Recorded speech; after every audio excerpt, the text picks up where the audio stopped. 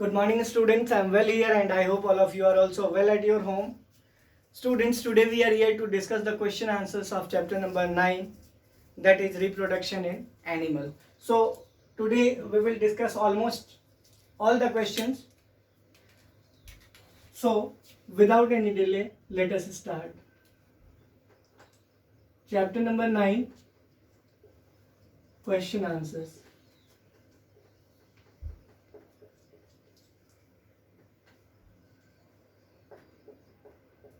अब question answers को chapter number 9 में हम कैसे डिस्कस करेंगे, बहुत ध्यान से देखने की ज़रूरत है।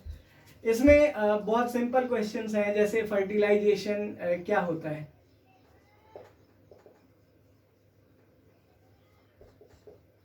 Fusion of male and female gamete जानते हैं हम, mail and female gamete is called fertilization. कोई प्रॉब्लम नहीं है। दूसरा क्वेश्चन है, why is reproduction important? Why is reproduction important for an organism?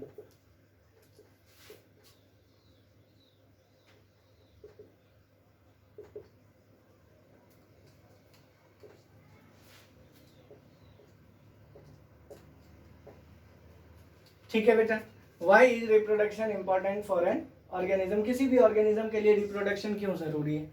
बहुत आसान है कि किसी भी ऑर्गेनिज्म के अगर लाइफ साइकिल को चलाना है, किसी भी ऑर्गेनिज्म के अगर लाइफ साइकिल को चलाना है, एक जनरेशन से दूसरे जगह दूसरे जनरेशन तक लेकर जाना है, तो कहीं ना कहीं रिप्रोडक्शन जरूरी है। मीन्स व्हाट की reproduction is necessary for an organism in order to maintain its life cycle. किसी भी ऑर्गेनिज्म के लिए रिप्रोडक्शन इसलिए जरूरी है ताकि वो अपने लाइफ साइकिल को क्या कर सकें, मेंटेन कर सकें। आई होप क्लियर है। हम क्या कहेंगे, reproduction is important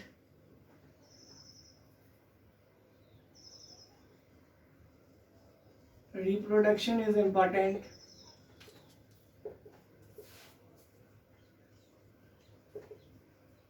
for an organism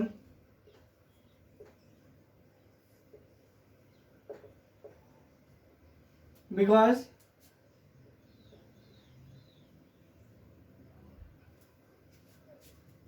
it helps to maintain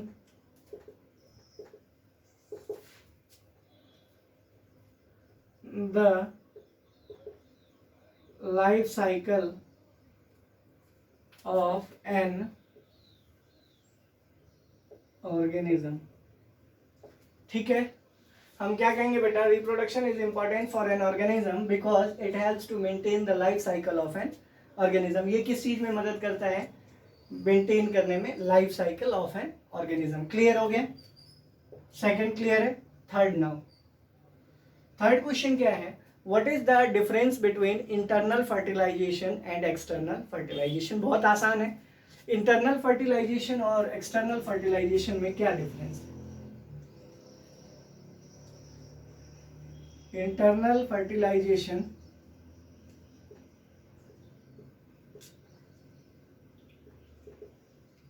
और एक्सटर्नल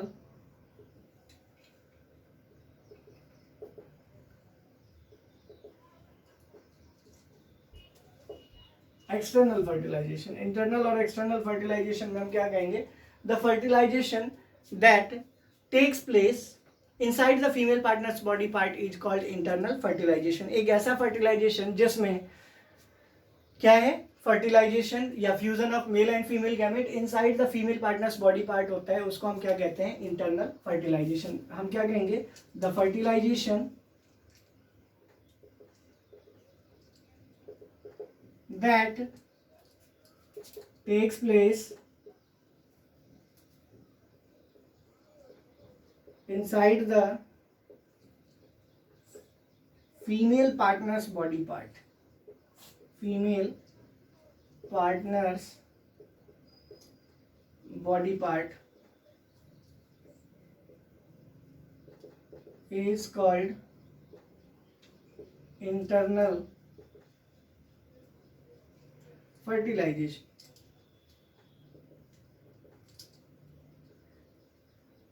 क्लियर हो गया? इंटरनल फर्टिलाइजेशन में कोई प्रॉब्लम नहीं है। वही दूसरी ओर है एक्सटर्नल फर्टिलाइजेशन। एक्सटर्नल फर्टिलाइजेशन के लिए क्या कहेंगे? The fertilisation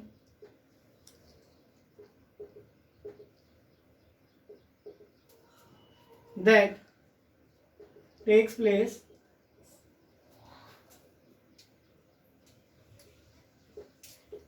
outside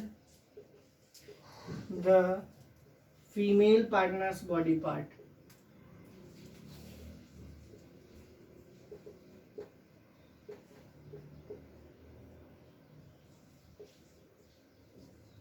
Is called external fertilization.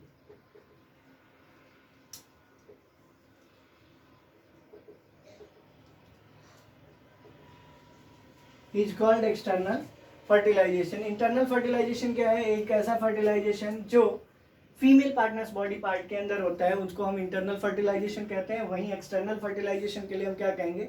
The fertilization that takes place outside the female partner's body part is called external fertilization. कोई प्रॉब्लम नहीं है। उसके बाद नेक्स्ट पॉइंट क्या है?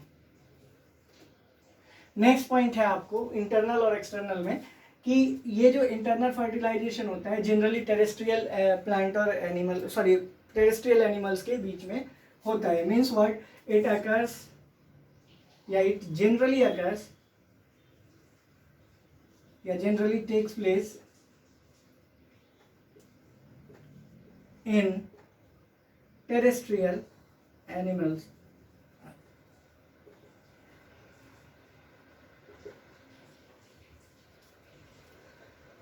ये इंटरनल फर्टिलाइजेशन की बात थी कि जनरली किस में पार्ट करता है? टेरेस्ट्रियल एनिमल्स में। वहीं एक्सटर्नल फर्टिलाइजेशन में क्या है?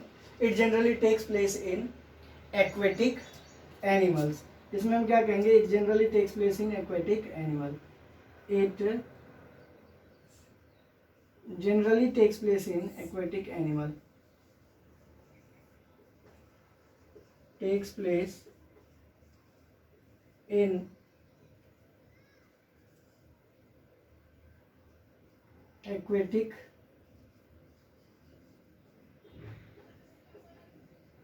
क्लियर है? यहाँ एक बार ध्यान से देख लीजिए बेटा कि फर्टिलाइजेशन क्या है? Fusion of male and female gamete is called fertilization. यहाँ पर आपको बताऊं कि रिप्रोडक्शन इंपॉर्टेंट क्यों है?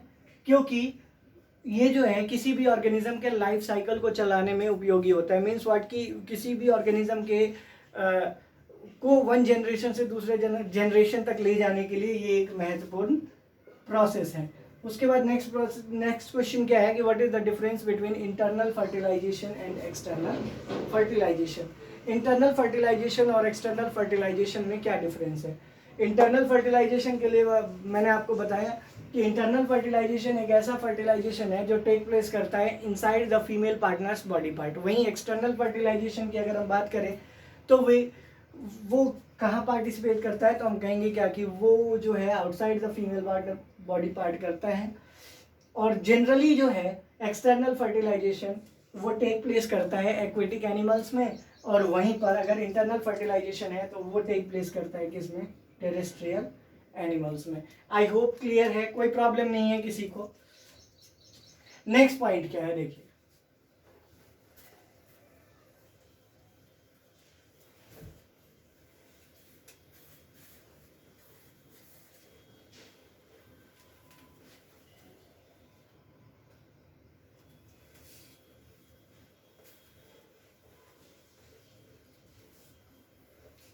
नेक्स्ट क्वेश्चन है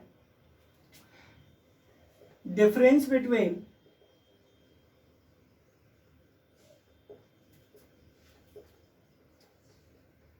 एम्ब्रायो एंड फोएटस।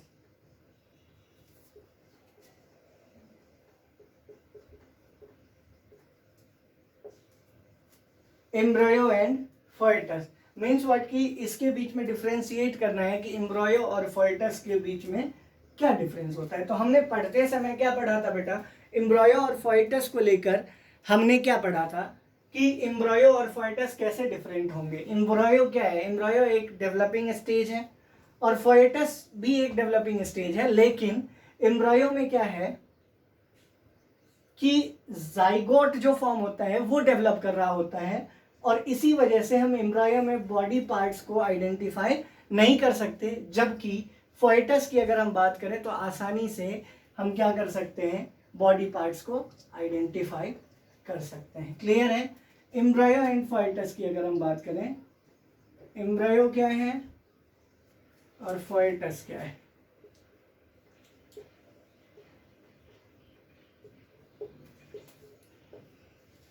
एम्ब्रायो के बारे में हम क्या कहेंगे,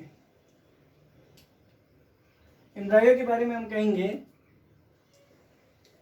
it is the developing stage of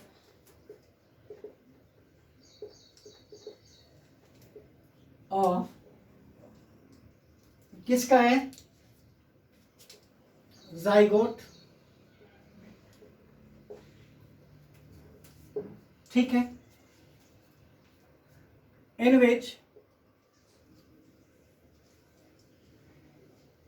which the body parts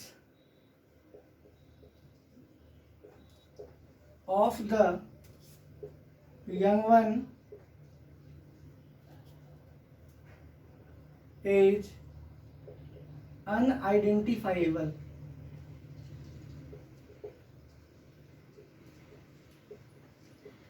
ठीक है।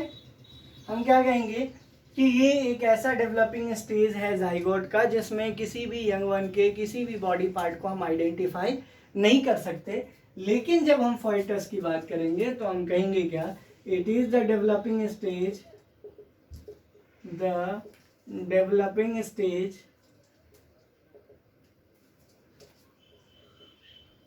in which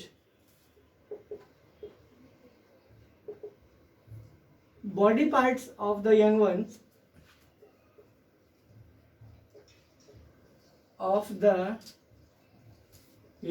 are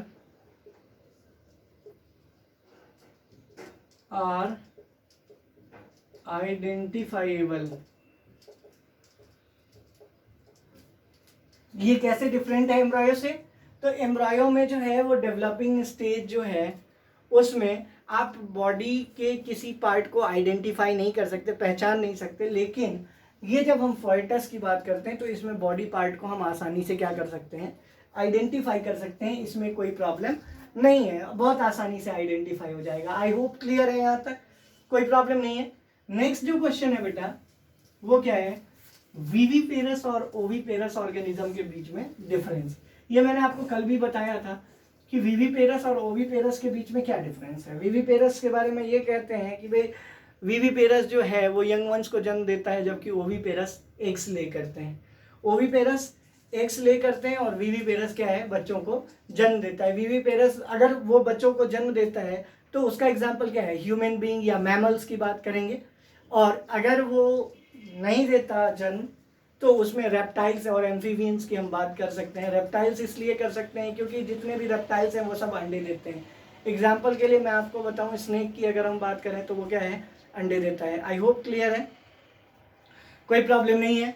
अच्छा, एक पॉइंट क्या है कि सेक्सुअल रिप्रोडक्शन और एसेक्सुअल रिप्रोडक्शन में क्या डिफरेंस होगा। सेक्सुअल रिप्रोडक्शन और एसेक्सुअल रिप्रोडक्शन में क्या difference.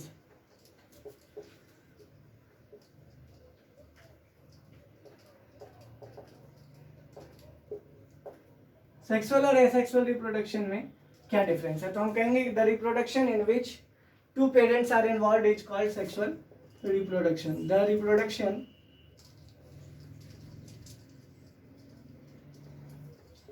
in which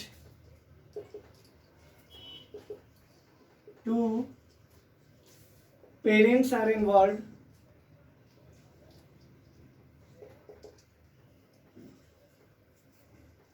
are called is called sexual reproduction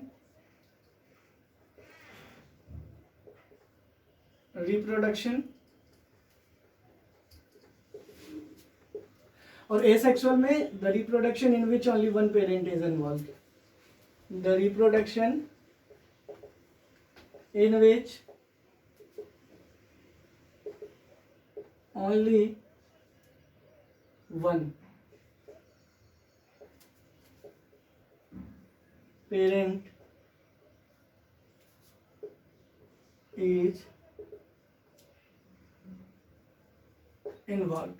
ठीक है, अब इसमें हम दूसरी बात क्या कहेंगे, इसमें हम दूसरी बात ये कहेंगे कि सेक्सुअल रिप्रोडक्शन के लिए दूसरा जो इम्पोर्टेंट है फैक्ट वो क्या है, तो वो ये है कि अगर हम सेक्सुअल रिप्रोडक्शन की बात करें तो हम ये कहते हैं कि अगर मान लीजिए कि रिप्रोडक्शन जिसमें दो पेरेंट इन्वॉल्व में सेक्सुअल रिप्रोडक्शन है तो इट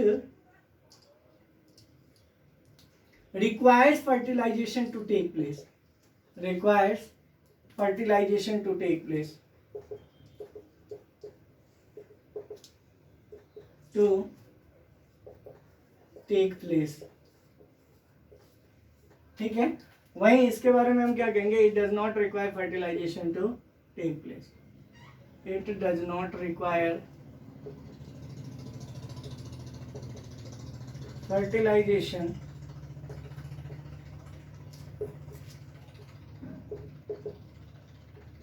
टू टेक प्लेस। कोई डाउट नहीं है इसमें।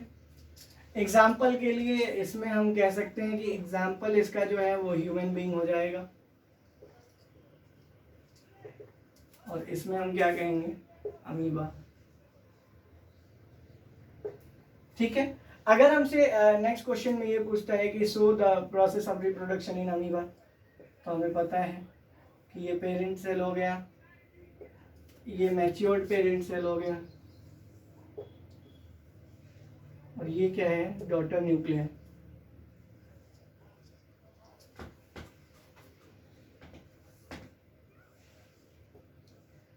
इन दोनों को हम डॉटर न्यूक्लियाई कहते हैं।